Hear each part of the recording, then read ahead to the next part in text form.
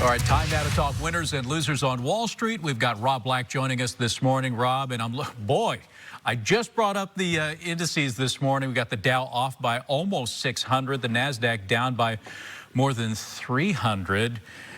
Yikes! What's going on this morning? Yeah. Try to keep some perspective. I know those sound like big numbers, but we're about 2% from all-time highs on the Dow. I know 600 sounds like a lot. It's just exponentially not as important. But I'm not knocking you. It's a down day. There's some tech rotation going on after 3 years and 2 or 3 months of just NASDAQ higher. And all boats in the AI trade were being lifted.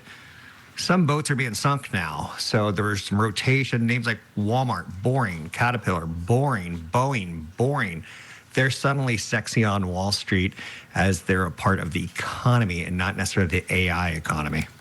Interesting. Okay. And another scary number to look at this morning, the fact that credit card debt, almost $1.3 trillion. I feel like that's got to be a record. That sounds like a huge number.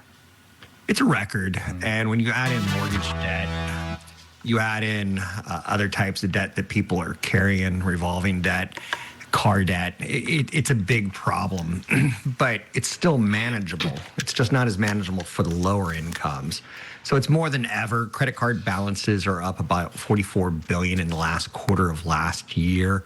That's up 5.5% year over year. Credit card debt's the most expensive type of debt, thus it's the worst kind of debt. You also don't get any good tax write-offs like you do with mortgage debt. Credit card debt rates are about 20%. 60% of people with credit cards carry a balance, and about 175 million Americans have credit cards, sadly, including both my children. They wanted to build credit. I kind of respected that, but they're only 15 and 17 years old.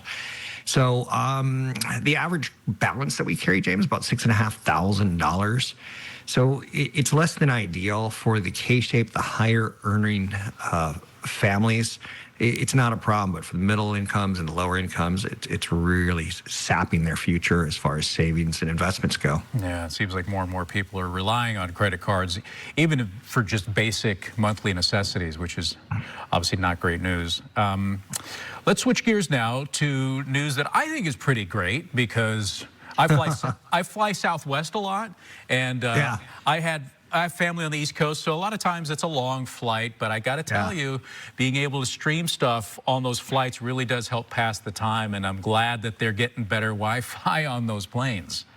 Keep in mind, United has Starlink, but kids under 16 don't get to use it, which is odd. But Southwest you do, as well as Hawaiian and Alaska. So I think it's a great service. It's something that I really appreciate. You get on a plane, Starlink hooks you up, you get super fast Wi-Fi, you can do everything except for make phone calls. The bags no longer fly free, James, unless you have a credit card. The assigned seating, people tend to love it. And it's raising billions of dollars for Southwest. Their stock's up 30% in the last year. And now they're adding this perk. It's going to be free for everyone in the summer. It's going to take a while for them to get all their planes outfitted. But it is nice to fly with Starlink. Great service. And look for Amazon as well as Blue Origin to introduce similar services. Oh, yeah, with their Kuiper system. Let's also talk about Bad Bunny. I know we've been doing a lot of post-Super Bowl analysis, and the halftime show was great, huge viewership numbers. But on social media, that's a big number if you want to talk about viewers around the world. Yeah, the halftime show pulled in 127.2 million TVs.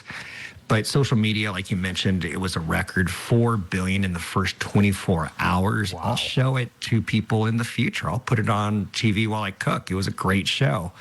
So it was a record. I saw Instagram pulled in 179 million views for the song Only Thing More Powerful Than Hate Is Love. 179 million people on that one. So congratulations to Bad Bunny and to the NFL. They're trying to expand their product by going international. They're not trying to upset Americans on the English-Spanish thing. They're trying to build their business more internationally, and I think it's a smart move. Yeah, I know there was a lot of criticism from some of the country for the selection of Bad Bunny to host the halftime show, but he is the most downloaded artist in the world. And yeah, as a business, if you can lock somebody with that much influence globally for your halftime show, you got to take it.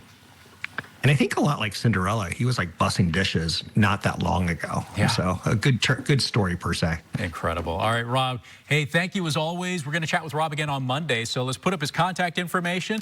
Let him know if you've got a question, a comment, a story idea. If you just need some financial advice, reach out. I'd be happy to talk to you.